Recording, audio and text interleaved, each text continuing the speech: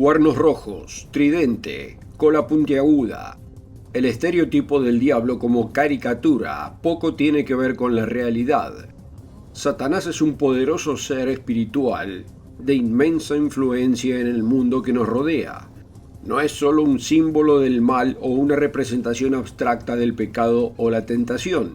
Satanás es una entidad viva y real, dedicada a resistir el plan de Dios, corromper la fe verdadera y destruir la humanidad. Aunque para todos los que saben o creen que saben en el diablo, inevitablemente surge una pregunta, y hoy responderemos a esa pregunta.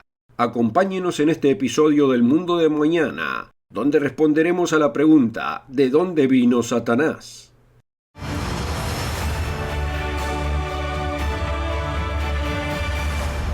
Antes de responder la pregunta de hoy, quizás deberíamos abordar una pregunta más amplia. ¿Es Satanás real? Cada vez más gente dice que no.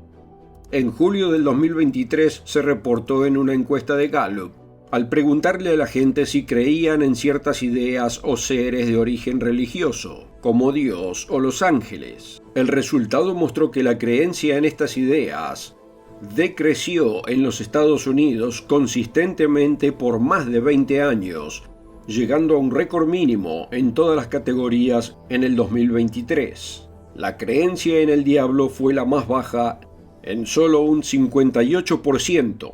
Más de 4 de cada 10 personas creen que Satanás no es real. Y le garantizo que el diablo lo prefiere así. Es mucho más fácil para él influir en la sociedad en todos los niveles. Entretenimiento, educación, política, gobierno, ciencia y religión. Si pensamos en primer lugar que no existe. ¿Cómo podemos saber si el diablo existe? Recurriendo a la palabra de Dios. Porque si alguien sabe si Satanás existe o no, es el Dios de la Biblia, el creador del cielo y de la tierra. De hecho, si el diablo es un ser creado, y lo es, como veremos en un momento, entonces Dios lo creó, o al menos creó lo que se convirtió en él. Recurramos a las Escrituras, la mente de Dios divinamente revelada, y veamos lo que Él ha inspirado en sus páginas, que puede enseñarnos acerca del verdadero Satanás. Como decimos siempre aquí en el Mundo de Mañana, no nos crea a nosotros, crea en su Biblia. Y esa Biblia está llena de advertencias sobre el diablo, advertencias que francamente pocos creen, incluidos, créase o no, la mayoría de los que se consideran cristianos. Leamos algunas de esas advertencias en el libro de Apocalipsis, capítulo 12, versículo 9. El apóstol Juan habla de una guerra futura en el cielo y describe a Satanás de una manera que debemos entender. Y fue lanzado fuera el gran dragón, la serpiente antigua, que se llama Diablo y Satanás, el cual engaña al mundo entero. Fue arrojado a la tierra, y sus ángeles fueron arrojados con él. Aprendemos varias cosas de esto. Por ejemplo, hay ángeles caídos que eligieron seguir a Satanás. Lo veremos más adelante en el programa. Pero también aprendemos que Satanás ha engañado al mundo entero. Amigo, ¿cree usted lo que dice la Biblia o no? Si lo cree, entonces debe aceptar que cuando Dios inspira su palabra, diciendo que el diablo ha engañado al mundo entero, significa exactamente eso. Eso significa la mayoría de las personas que nos rodean, incluida la que nos ve en el espejo. Ahora es fácil concluir, no, ese no podría ser yo creo en Jesús, yo soy cristiano. Podría ser cierto si el diablo siempre se mostrara demoníaco, pero no es así. Francamente, él se enfoca en imitar a Jesucristo y convencer a quienes lo siguen de que están siguiendo a Jesús. Mire las palabras del apóstol Pablo en 2 Corintios 11, donde explica cómo el diablo, no Jesucristo, está detrás de muchos de los llamados ministerios cristianos. Él dice claramente, porque estos son falsos apóstoles, obreros fraudulentos, que se disfrazan como apóstoles de Cristo. Y no es maravilla, porque el mismo Satanás se disfraza como ángel de luz. No, ni una capa roja, ni un bigote siniestro, ni un tridente. Más bien, un ángel de luz. Él es el maestro de la mentira y el engaño. Lea esta descripción de él en Juan capítulo 8, versículo 44, donde Jesús se dirige a los líderes religiosos de su época y los condena. Vosotros sois de vuestro padre el diablo, y los deseos de vuestro padre queréis hacer. Él ha sido homicida desde el principio, y no ha permanecido en la verdad, porque no hay verdad en él. Cuando habla mentira, de suyo habla, porque es mentiroso, y padre de mentira. El diablo realmente ha engañado al mundo entero. En 2 Corintios 4:4, el apóstol Pablo lo llama el Dios de este siglo. Y 3 veces en el libro de Juan, nada menos que Jesucristo llama a Satanás el gobernante de este mundo. ¿Lo sorprende? Lucas 4:6 deja esto en claro durante la tentación de Jesús. Durante esa prueba, el diablo le ofrece a Cristo todos los reinos del mundo solamente si Jesús lo adora. Sin embargo, Jesús nunca discute con el diablo ni le dice que no tiene autoridad para hacerlo. Todo lo contrario. ¿Cómo llegó Satanás a poseer tal autoridad en el mundo? ¿Por qué Dios permitiría eso? La primera pregunta que debemos abordar al responder a la pregunta general ¿de dónde vino Satanás? Es si Satanás fue creado o no.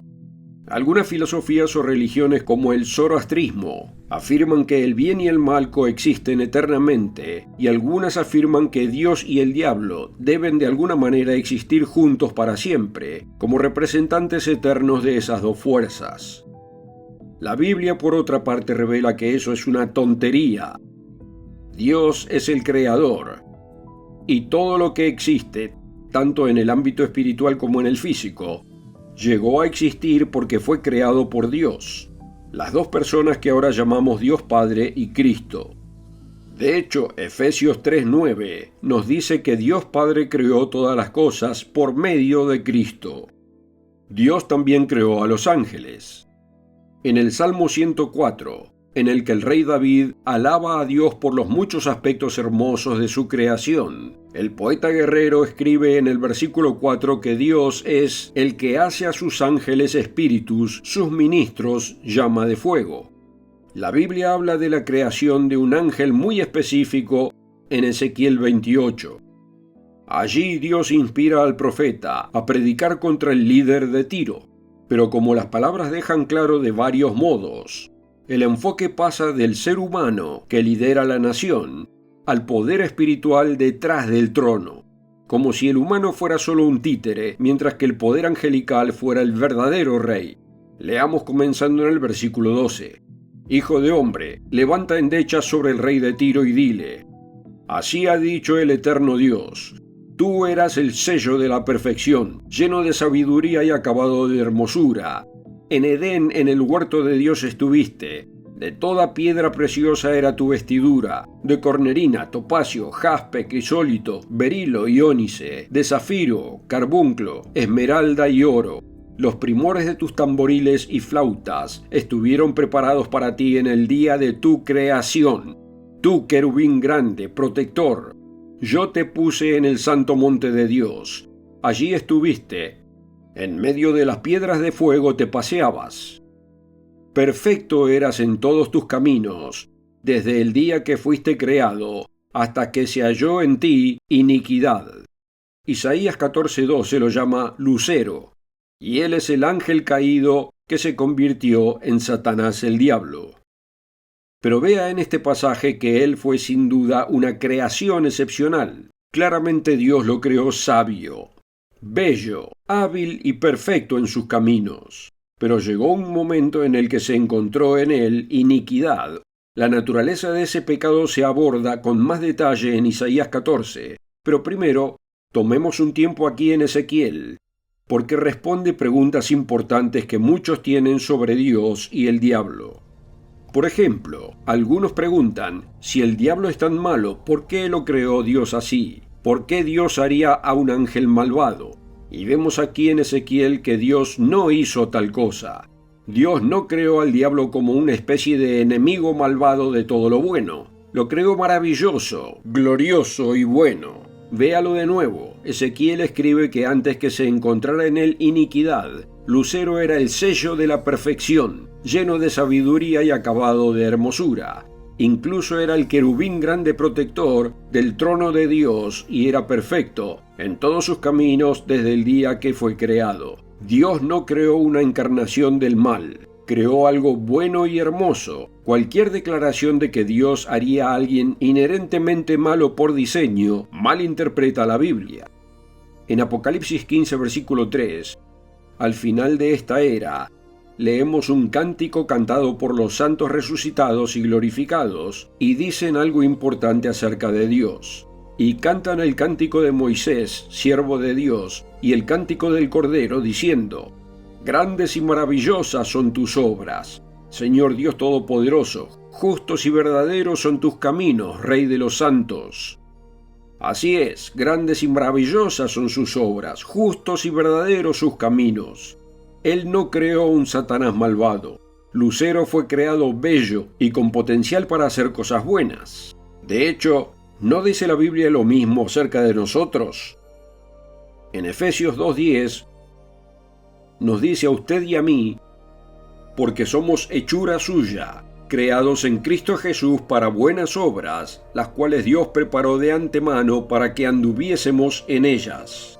Sí, usted y yo fuimos creados para buenas obras, pero la historia humana, y si somos honestos incluso el registro de nuestras propias vidas, revela que ser creado con el potencial para buenas obras y elegir hacer esas buenas obras son dos cosas distintas. Quizás Lucero haya sido creado con el potencial de realizar el bien, pero como señala el pasaje de Ezequiel, finalmente se halló en él iniquidad. ¿Qué pecado se encontró en Lucero que podría abatirlo tanto? ¿Qué hizo que un ser perfecto, de tanta sabiduría y majestad como lo era este ser angelical, lo convirtiera en el amargo y demoníaco Satanás, totalmente corrupto y dedicado a destruir de corazón, si pudiera, el plan de Dios y el pueblo de Dios? Cuando la Biblia presenta al diablo, él es la serpiente de Génesis 3, que tienta a nuestros primeros padres a pecar en el jardín del Edén. O sea, incluso en el jardín del Edén, él ya es el villano. Pero también vemos que no siempre fue así y que con el tiempo se halló en él iniquidad. Leemos que era bueno, perfecto y hermoso. ¿Qué fue lo que lo transformó? Si se puede resumir en una sola palabra, esa palabra sería orgullo. En el primer siglo el apóstol Pablo aconsejó a Timoteo sobre el nombramiento de hombres con autoridad en la iglesia, diciéndole que no escogiera a un novicio, no sea que envaneciéndose caiga en la condenación del diablo. Sí, hasta el mayor de los ángeles puede estar sujeto al orgullo. Eso se simplifica en Ezequiel 28, versículo 17, donde hablando con el diablo Dios le dice: Se enalteció tu corazón acerca de tu hermosura, corrompiste tu sabiduría a causa de tu esplendor. El DVD gratuito de hoy, El ocultismo y el mundo de los espíritus, entra en mucho más detalle sobre ángeles y demonios, pero por ahora los remitiré a ese DVD para obtener más detalles y solo señalaré que Dios creó a los ángeles con libre albedrío. Al igual que los seres humanos, pueden elegir entre el bien y el mal. De hecho, las Escrituras hablan de los ángeles que desafiaron a Dios y abandonaron la tarea que Dios les había encomendado. Veamos esto en Judas 6, en la Reina Valera actualizada. También a los ángeles que no guardaron su primer estado, sino que abandonaron su propia morada, los ha reservado bajo tinieblas, en prisiones eternas para el juicio del gran día. Vemos más sobre este primer estado en otro pasaje que leeremos en un momento. Primero vea que el apóstol Pedro se refiere a estos ángeles en 2 de Pedro 2:4. Dios no perdonó a los ángeles cuando pecaron, sino que los arrojó al abismo, del griego tártaros, lugar de restricción, poniéndolos en cadenas de oscuridad y reservándolos para el juicio. En el caso de Lucero, su orgullo lo llevó al descontento con el lugar asignado y a organizar una rebelión contra Dios y el cielo mismo. Vemos esa rebelión en Isaías 14, comenzando en el versículo 12. ¿Cómo caíste del cielo, oh lucero, hijo de la mañana? Cortado fuiste por tierra, tú que debilitabas a las naciones, tú que decías en tu corazón, subiré al cielo, en lo alto, junto a las estrellas de Dios, levantaré mi trono. Y en el monte del testimonio me sentaré, a los lados del norte, sobre las alturas de las nubes subiré, y seré semejante al Altísimo. Mas tú derribado eres hasta el Seol, a los lados del abismo. Veamos también del primer estado al que se refirió Judas. Cuando Lucero decidió atacar el trono de Dios, ¿dónde estaba en ese momento? Lea atentamente el versículo 13. Tú que decías en tu corazón, subiré al cielo. Y en el versículo 14, sobre las alturas de las nubes subiré. Si sube por encima de las nubes, dejando su responsabilidad, esa responsabilidad está debajo de ellas, aquí en la tierra. Antes de los seres humanos, este mundo era de Lucero. Eso explica por qué le dijo a Cristo en Lucas 4, versículo 6, que los reinos de la tierra le fueron dados por Dios. Esta era su área de responsabilidad asignada, y es el diablo a quien Cristo reemplazará cuando regrese. La rebelión de Lucero fue devastadora para la tierra antes de la recreación de Génesis 1 y 2, dejándola en ruinas, desordenada y vacía. Ya no era Lucero, el portador de luz, sino Satanás, el adversario. Ahora él y los ángeles caídos que corrompió son lo que conocemos como demonios y espíritus viles. También vimos que la tierra le fue entregada como región de responsabilidad. Esto explica por qué Jesús no estuvo en desacuerdo con él cuando le dijo que la autoridad y los reinos del mundo le habían sido entregados a él. ¿Por qué Jesús lo llama 3 veces en el libro de Juan el príncipe de este mundo? ¿Y por qué Pablo lo llama el Dios de este siglo, como ya vimos? ¿Significa eso que Dios le ha entregado la tierra al diablo para siempre? No, para nada. En 1 de Juan 3:8, el apóstol escribe sobre un propósito muy importante para la venida de Jesús. Para esto apareció el Hijo de Dios, para deshacer las obras del diablo. Al vivir en el corazón de los cristianos engendrados por el Espíritu, y al vivir su vida de obediencia a las leyes de Dios otra vez en y a través de ellos, Jesús ya ha comenzado a hacer eso, y cuando regrese, el Cristo glorificado dará un paso gigante para liberar toda la humanidad de la influencia del diablo. Vemos de ese paso en Apocalipsis 20.